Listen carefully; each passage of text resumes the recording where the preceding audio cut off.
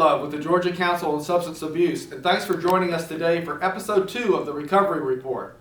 We're still building this, folks, and we're excited that you're here with us on this journey as we together bring news and events and other information about the programs around the state for recovery to the Georgia recovery community. So we'll have a little fun as we practice these first couple of episodes, but we're building towards January when we do weekly episodes all throughout the year in 2020 about recovery. So thank you so much for being a part of our journey, and tell your family and friends to watch and follow along too. We're on all social media platforms. This will be housed on our YouTube channel, but it'll be shown on our Instagram and our Facebook and our LinkedIn and Twitter. So we just hope you'll support the Georgia Council on Recovery as we empower and support the Georgia recovery community. I want to start today with some advocacy news. There's a very important piece of legislation in the United States Congress that impacts the recovery community. It has a direct impact on the Georgia recovery community. And it's House Resolution 2466. And that's titled the State Opioid Response Grant Authorization Act. Now, everything in Congress has a long name like that.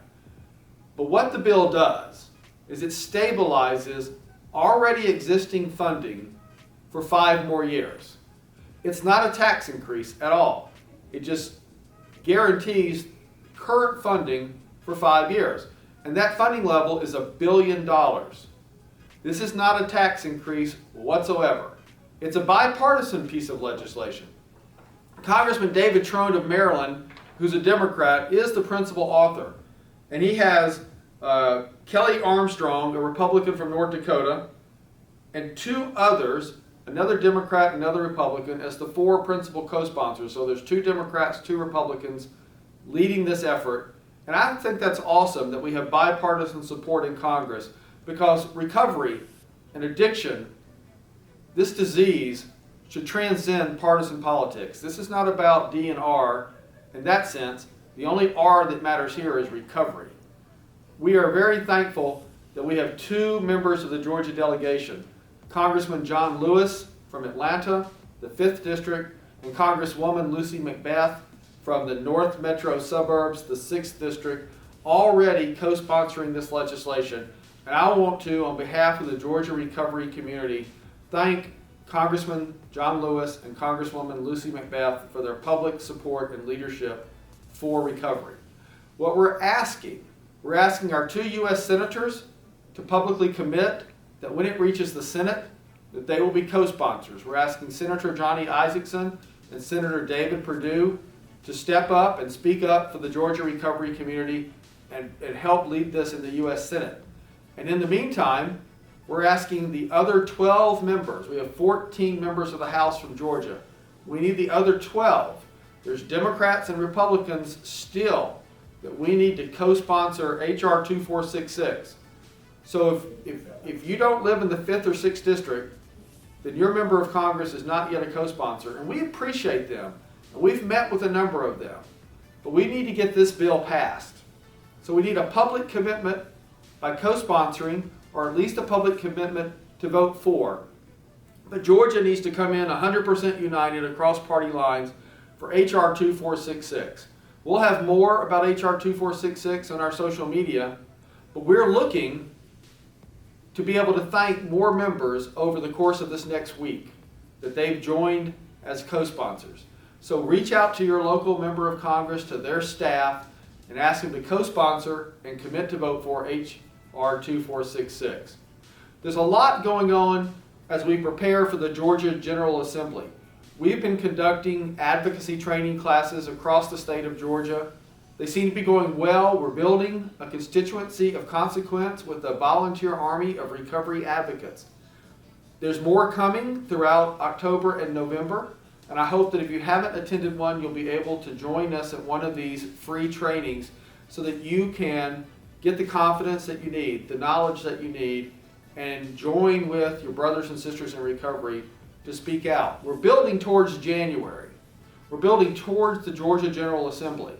But we're also going to be working at the city council level and the county commission level, and as you know, with our federal delegation to Congress. So as we work over November and December to get ready for the Georgia General Assembly, we hope that you'll decide that you can be a voice for recovery and a voice for the Georgia Council on Substance Abuse Recovery Advocacy Team. Thank you for your consideration of that and your support of us. And now I'm going to turn it over to Tiana Garcia, who will bring us some events going on around the state for recovery.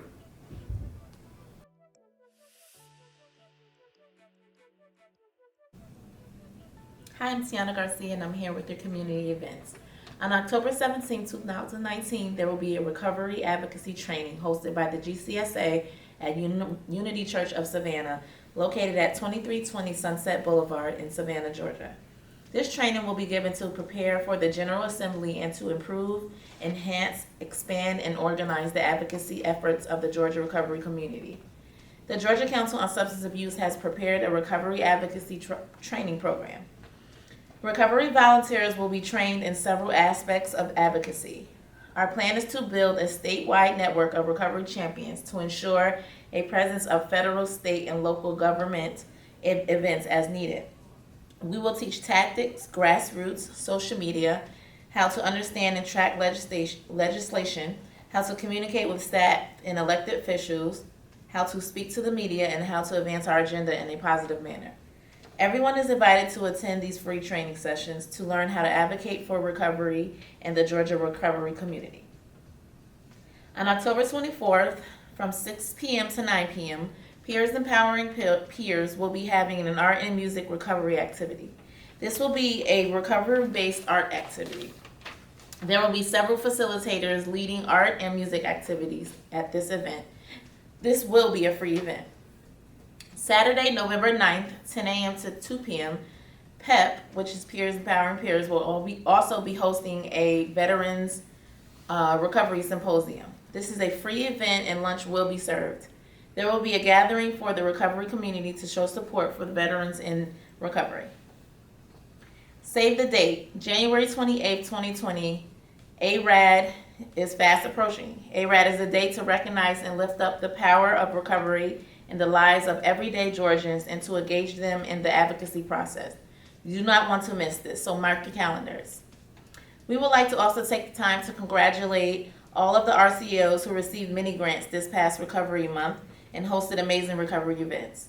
You all really showed up and showed out for recovery in your communities, and it did not go unnoticed. Thank you for your continual advocacy. Lastly, please do not forget about our Share Your Story contest we have going on. All you have to do is to share your story with us on social media using our hashtag GARecovers. The contest will end on November 1st, and the winner will receive an exclusive gift from the GCSA. Make sure you like and follow us on Instagram and Twitter at recovery_GCSA and on Facebook at the Georgia Council on Substance Abuse. Now I will be handing it over to William for the GCSA highlights.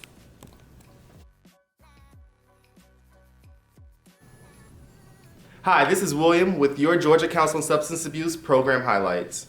Today we'll be highlighting the CARES program, which was funded and supported by the Georgia DBHDD. The program was started by the council in 2011 to promote long-term recovery from substance use disorders by providing experienced peer support and advocating for self-directed care. Since its creation, the CARES program has certified over 600 peers, where 300 of them are still active to this day. Upon completing this program, they are able to advocate for themselves, the peers, and their local community. They also get to run recovery groups using the Partners for Change outcome system, as well as do check-ins and help motivate all of their peers using the motivational interviewing skills that they have learned in the academy.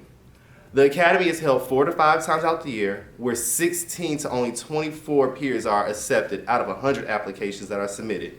If you would like to know more about how to apply for the CARES program, please visit us on our website at gasubstanceabuse.org/care-academy. And we'll pass it over to Jeff for more of your recovery report.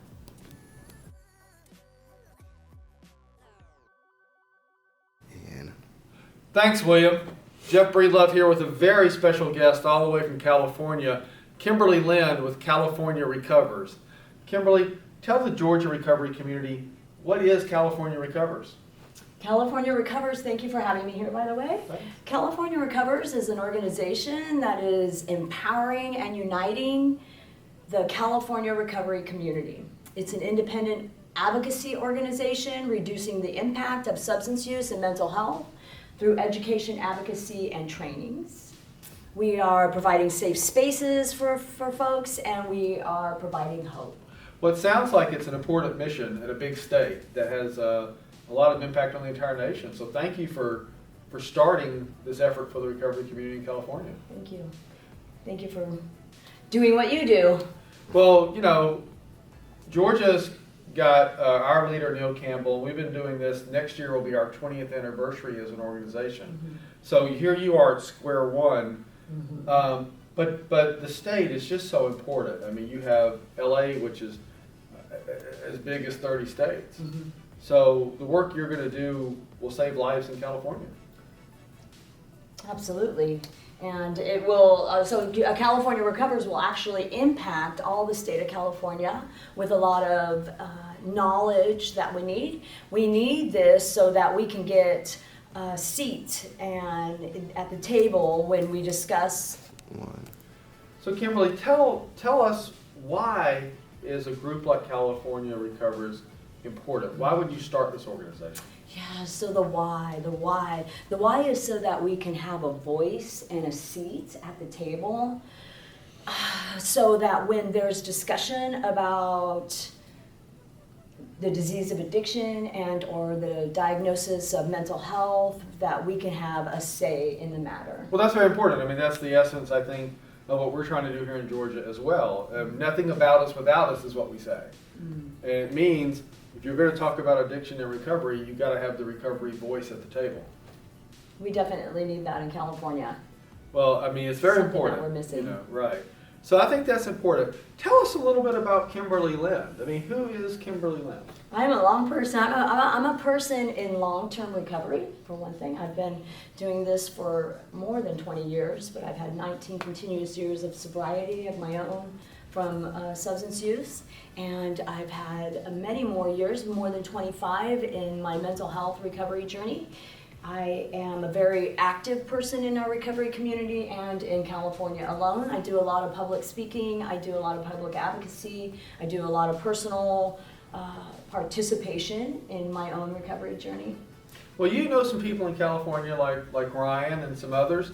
Now, how did you get from a person in long-term recovery to become a leader in California, now starting an organization? How did that happen? I was invited by Brian Hampton, and Garrett and more persons on their team who have this grassroots organization.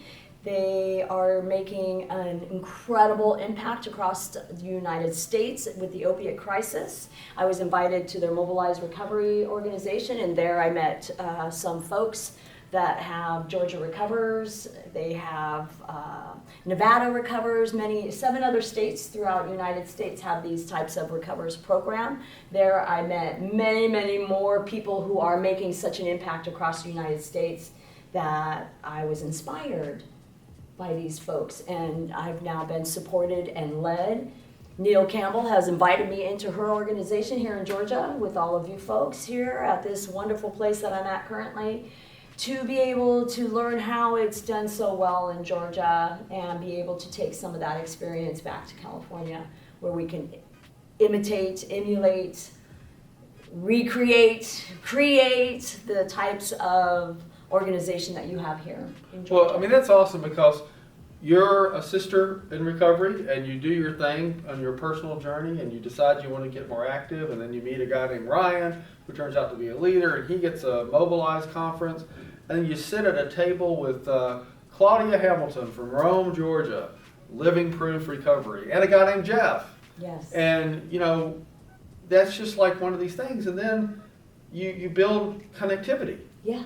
And then, you know, we introduce you to our leader, Neil Campbell, and she's like, because this is how Neil is, she's like, well, let's help. Let's be of service. And so now the Georgia Recovers program has inspired programs in 7 states, and you know, California being one of those. And you know, our program came about with the leadership of our governor, Brian Kemp, and the bipartisan support of our General Assembly.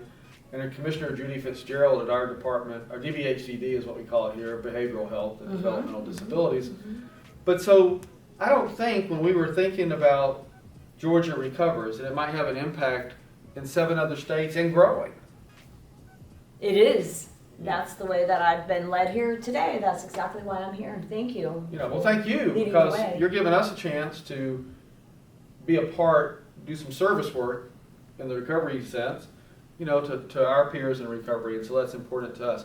You know, Kimberly, I know a lot of people in Georgia want to be supportive of what you're doing in California. Can folks follow California Recovers on social media? Please do. Please follow us on social media, California Recovers. It's a hashtag California Recovers. You can also find us at California Recovers on Facebook and LinkedIn, and Twitter is California Recovers. They're all the same.